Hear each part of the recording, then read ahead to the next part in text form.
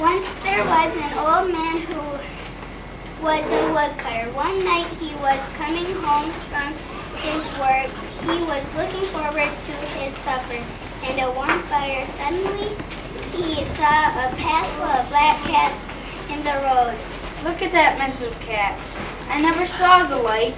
And looky there, I count 9 of them, and they're carrying one little dead cat on a stretcher. Never saw that before. The woodcutter was even more surprised when one of the cats spoke to him. Say, mister, would you please tell Aunt Ken that Polly Grundy is dead? That don't take all. Whoever heard of cats talking? Who is this Aunt Ken and who is this Polly Grundy? Sure beats all.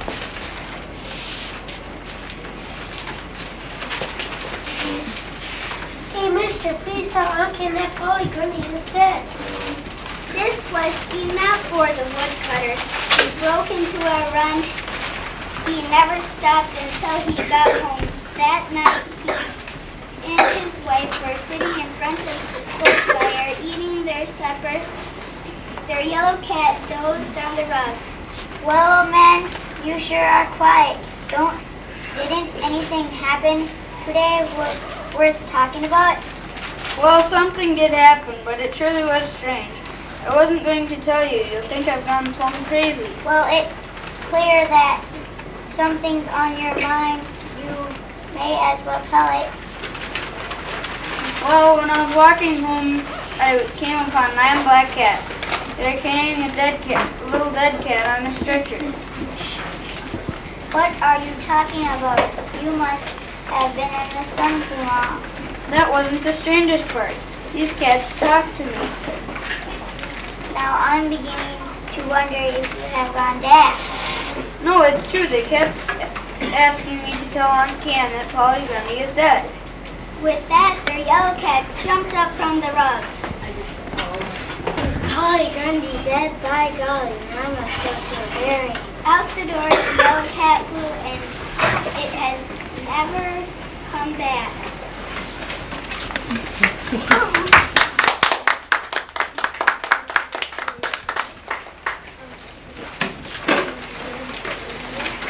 Okay, the Fiddler's Contest. My favorite one. Thank you.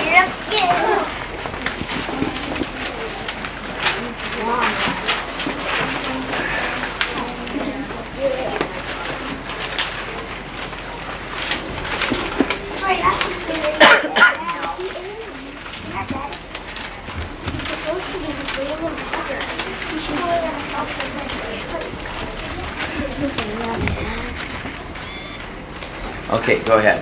There never was a better fiddler than Ples Haslock. He fiddled for all the square dances and parties around the countryside. Not only was he the best fiddler, he was also as handsome as could be. But Ples had no use for the girl. He only wanted to play that fiddle. Once the wall of the jail in Dukedom fell out, and because there was no money to fix it, the city folks decided to have a fiddling contest to raise the money. We'll have to send over and tell Ples about the contest. I don't know if he'll be able to come this year. I hear he has heart drops here. You're just hoping you won't show up so you have a chance at winning the fiddling contest for a change.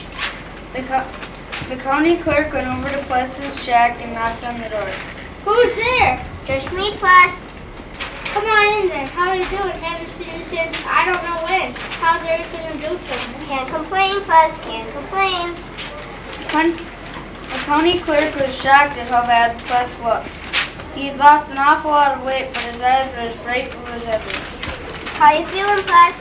Well, I could say I was pretty down, but my good neighbor woman gives me something each day. And the midnight I don't fall out of bed at night. Other times I play around and play my fiddle. Heart drops seems to run in the family, but I aim to be up and around soon. Well, I don't know if you'll be up to it, but we're having a fiddling contest and to raise money for fixing the jail. It'll be in Dukedom School in 2 weeks. Maybe you shouldn't worry yourself about it. What do you mean? Worry myself? Why? You can count on me. I'll be there for sure. Well, I know everyone will be mighty glad to hear that. No, I better be on my way. We'll be looking for you in 2 weeks then. The night of the contest came, and everyone was excited for the festivities to start. The judge came out and read off the names of the 7 contestants, but the list didn't include Ples. Where's Plas? We can't have a fiddling contest without Plas. I know you're disappointed that Plas hasn't showed up, but he's been laid up in bed lately. I reckon he couldn't make the trip over here. We'll just have to go on without him.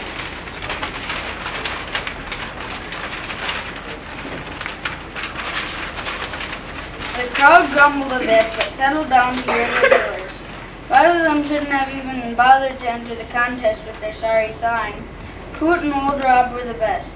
Even though watching Coot was like watching a turkey gobbler bobbing around, his playing was right powerful though, and the crowd clapped along with the music. When Old Rob played, the crowd went plumb wild, stamping and shouting at his energetic playing.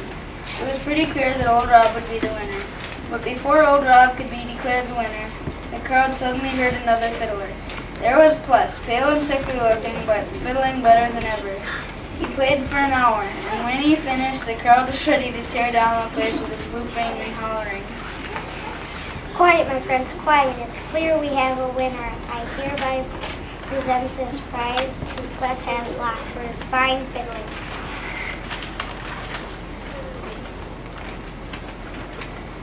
Plas stood up, holding his fiddle and bow under his left arm, but then he crashed to the ground. Get a doctor. I can't feel his heartbeat. Poor Plas, he came all this way just to win a contest with his last breath. He sure did like to fiddle. Look at his clothes all covered with clay. Looks like he walked through the swamp on his way here. The doctor finally arrived and looked over poor Plas. How'd he get here? He played in the contest and then he just keeled over, dead, right before our eyes. This man didn't just keel over. He's been dead for at least 48 hours. From the clay on his clothes, I'd say he's been buried too. Some of the townsfolk returned with the doctor to bury old Plas again. And the jail got a new wall, but it was a long time before there was another fiddling contest in Dukedom.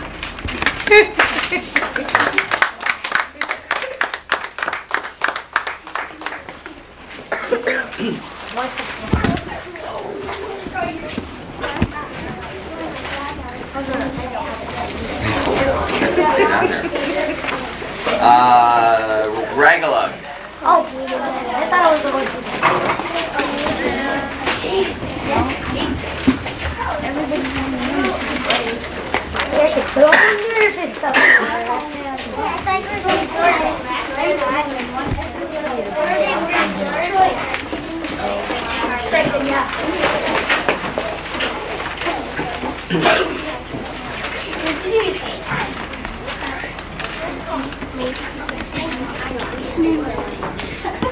Okay, Ragalug, here we go. Once upon a time, there was a little bunny named Ragalug. He lived with his mother, Molly Cottontail. Their nest was in the middle of the meadow. Every morning, Ragalug's mother would leave for a while to find food and water. Ragalug, I'm up to get something to eat and drink. You sit right here and don't move a bit. I'll be back as quickly as I can. All right, Mother. So Ragalug sat as quietly as a mouse until his mother came back. Every day the same thing happened. Ragalug, I'm up to get something to eat and drink. You sit right here and don't move a bit. I'll be back as quickly as I can. All right, Mona. But one day Ragalug was just enough bigger that if he stretched one eyebrow, he could hear just a little, or one ear could just hear a little bit, and if he raised one eyebrow, he could see the sky. Suddenly he heard a noise, but it didn't sound like his mother returning. Rustle, rustle, rustle. I wonder what that is. Maybe it's a fish. I'll put out my other ear and listen.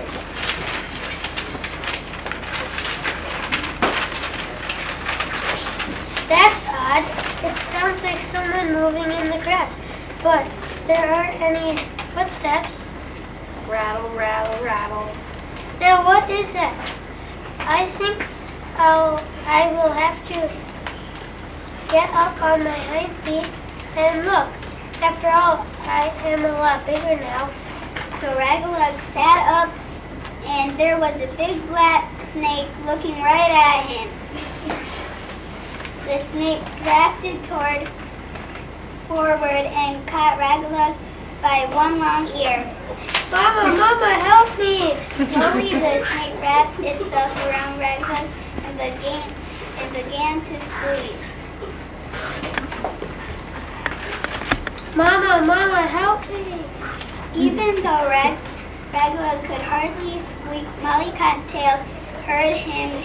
She hopped as fast as she could to her son. Though the snake hissed at her, she jumped into the air and kicked it with her hind foot. The snake let go of Ragalug, but it said Molly Cottontail, "Run, Ragalug, run!" And while Ragalug ran, his mother pulled loose from the snake. She ran past Ragalug, and he followed her across the meadow, lickety-split. They made a new nest under a gooseberry bush. The next morning, Molly Cottontail needed to leave for a bit. Ragalug, I'm off to get something to eat and drink. You sit right here and don't move a bit. I'll be back as quickly as I can. And this time, Ragalug sat right there and never moved.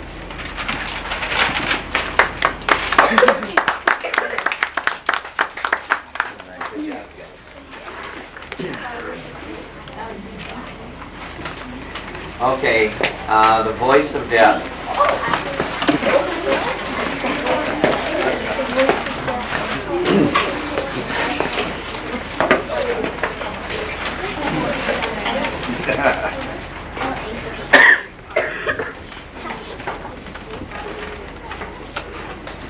Once there was a man who wanted to be rich. He thought of nothing else and eventually became quite wealthy.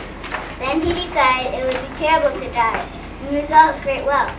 So he set out to find a land where no one died. Whenever he came to a new country, he asked the people who died there. When he was told people did indeed die, he set off for another country. Finally, he came to a new country where he met a pleasant young man. Good morning, sir. This is lovely country. Tell me, does anyone die here? No, sir. We have no death here. But how can that be? Don't you have great numbers of people in your land? No, you see, from time to time a voice is heard calling to one person or another. When people hear the voice, they go away, never to return. Do they see this person who is calling or just hear the voice? They seem to see and hear whoever calls. The man couldn't believe that people were foolish enough to follow the voice, knowing they would never return. He decided he would gather his wife and family and move all his possessions to the wonderful country, would see to it that no one in his family ever followed that voice, no matter what it said. Soon he would settle in his new home. Dear family, I have gathered you together because it is very important that if a voice calls to you, it must be ignored. Otherwise, you would go to your death. I don't understand. How could a voice cause our death? All I can say is that you must never follow any unknown voice that calls to you.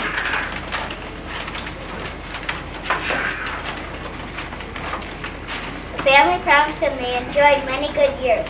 But one day, when they were sitting around the table, the man's wife suddenly jumped up. I'm coming! I'm coming! Don't you remember what I told you? Don't answer that voice or you will die. Stay where you are. But it's calling to me. Can't you hear it? I'll just go and see what it wants and come right back. Don't worry, I promise. I'll be right back. Her husband tried to stop her, but she fought to get away. He shut and buried all his doors. All right, husband, I will obey you and stay right here.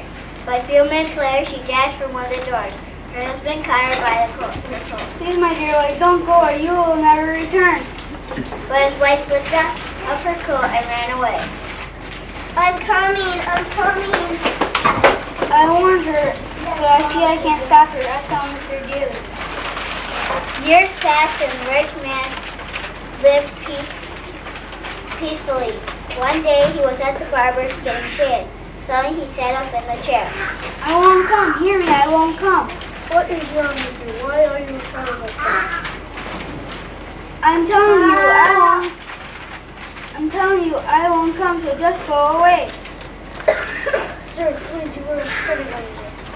Sit that and let me finish your prayer. Go away, call as much as you want. I will have no part of this. You'll never get me to come. The rich man slowly stood up and grabbed the barber's razor. Give me that razor. I'll show you to leave you alone when I say so. With that, he ran out of the shop, chasing someone no one else could see. The barber wanted his razor, so he chased after the man. When they got well out of town, the man dropped the razor, fell off a cliff, and was never seen again. The barber went home with his razor and spoke to the townspeople. Listen, everyone, I have found where everyone goes when they die, when they hear a voice and leave this country. They have fallen off the cliff into a pit. Come, I'll show you. But when the people went to examine the pit, they found that it wasn't full of all the people who had left the country. It was empty. But from that time on, when people became old or sick, they died just like other people in the world.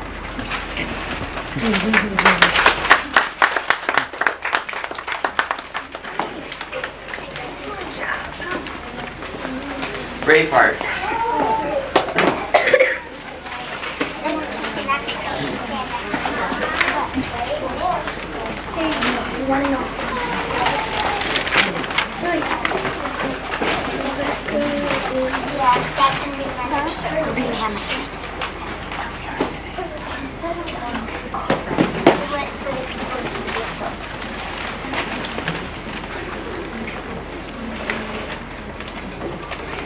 Okay, Braveheart, go ahead. Once upon a time, an evil witch lived in a great green forest. She was very old, but was a strong runner with a ferocious appetite. She would go boldly into the village and steal chickens, pigs, and cows to eat, and no one could stop her. Finally, the people got so desperate they created a special pen, and each villager contributed animals that the witch could help herself to whenever she got hungry. One year, it came time for a young man to bring some of his animals to the pen, but he refused to do it. I raised these animals and I care for them. I refuse to give them to that evil witch. She is like a vampire bat drinking their blood. You best be careful what you say, or she will hear about you and punish you. I'm not afraid of that old hag. Let her come. In fact, I think I'll go into the forest and teach her a lesson. He may be a bit foolish, but that young man has a brave heart. And that is what they called him, Braveheart, as they watched him head into the forest. Braveheart walked for 2 days, finally falling asleep under a tree near a large pond. During the night, he had so many scary dreams that he climbed up onto a branch of the tree to sleep. The next morning, he woke to the sound of someone saying in a cracking voice, Things in the water, you belong to me. Your lives are now over. You are no longer free. Things in the water, come here to me. I'll kill you and eat you as quick as can be.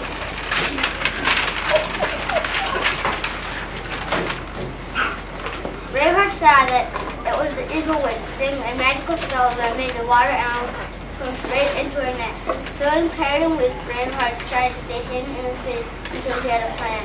But the witch looked up, spied him, and smiled. You look hungry, my friend. Why don't you join me for breakfast? I have plenty to eat. Thank you, ma'am, but I'm fine here. When the witch saw he wouldn't come down, she began to pluck grass, placing it in a pile. She sprinkled a magic powder on it and cast her spell. To the tree now creep and crawl, up the trunk go one and all, to the branch where a man does climb, and to him pain and torture bring. Pinch him, bite him, one and all, until he must in the waterfall. This blade of grass turned into a large brown ant and crawled straight off the trunk of Braveheart's tree.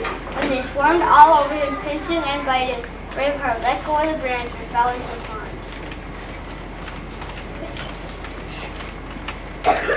Things in the water, come here to me.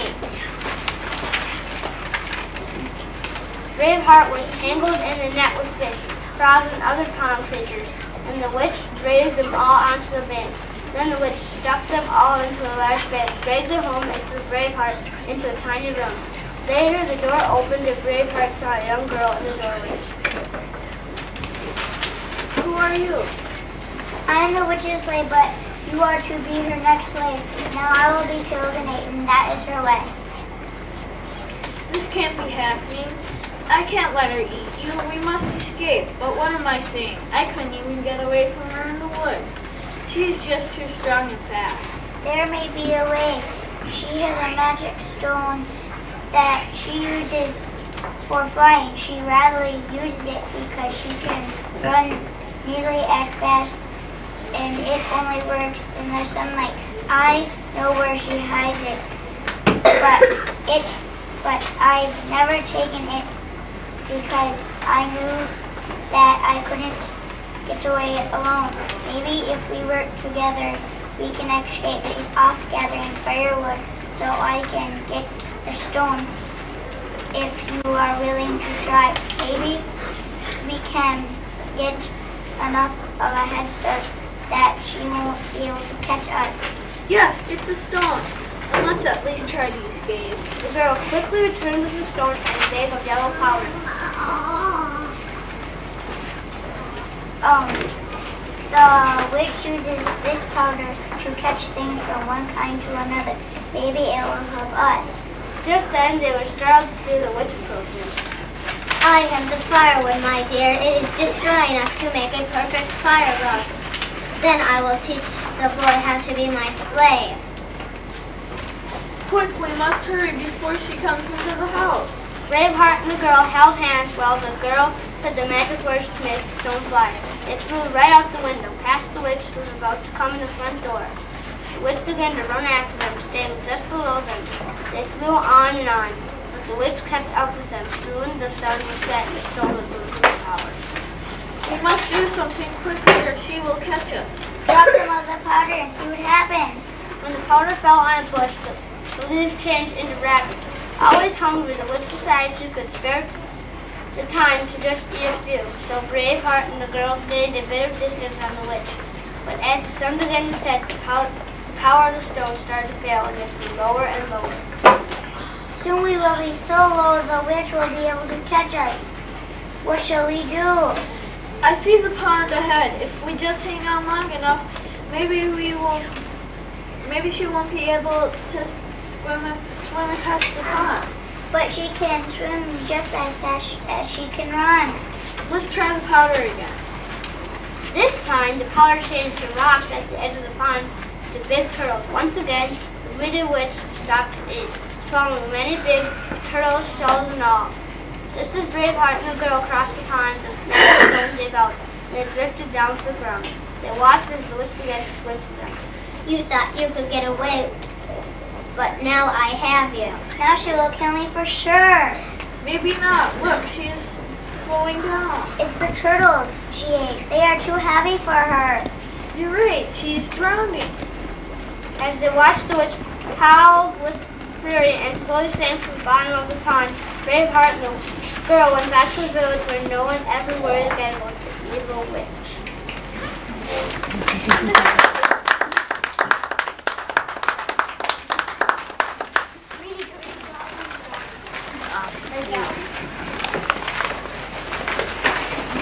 Okay, everybody?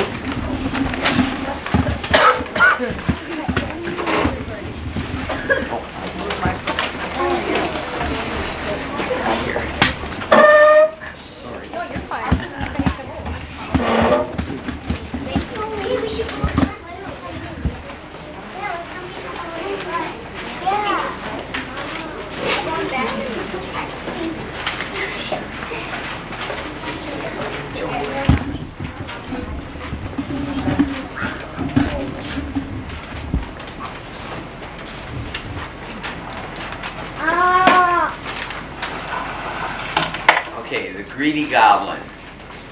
Once there was a goblin, a greedy, greedy goblin, who ran around a goblin of everyone he met.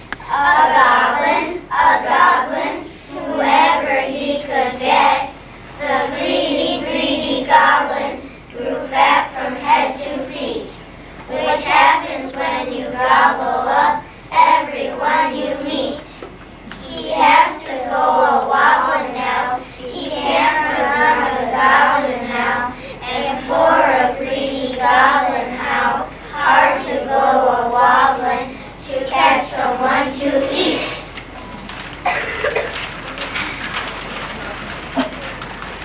Hey, the witch's song.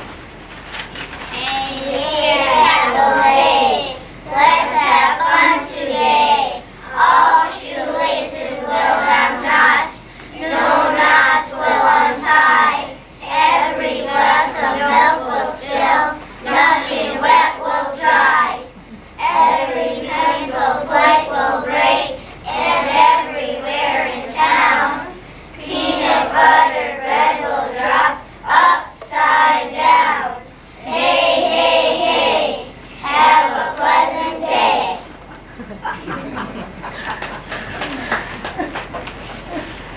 Hey, bedtime story. Tell me a story, says Witch's child, about a beast so fierce and wild, about a ghost that shrieks and groans, a skeleton that rattles bones, about a monster crawly creepy, something nice to make me sleepy.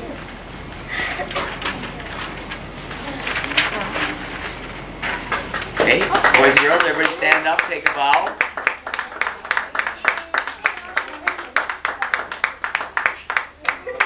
All right, very nice job, boys and girls.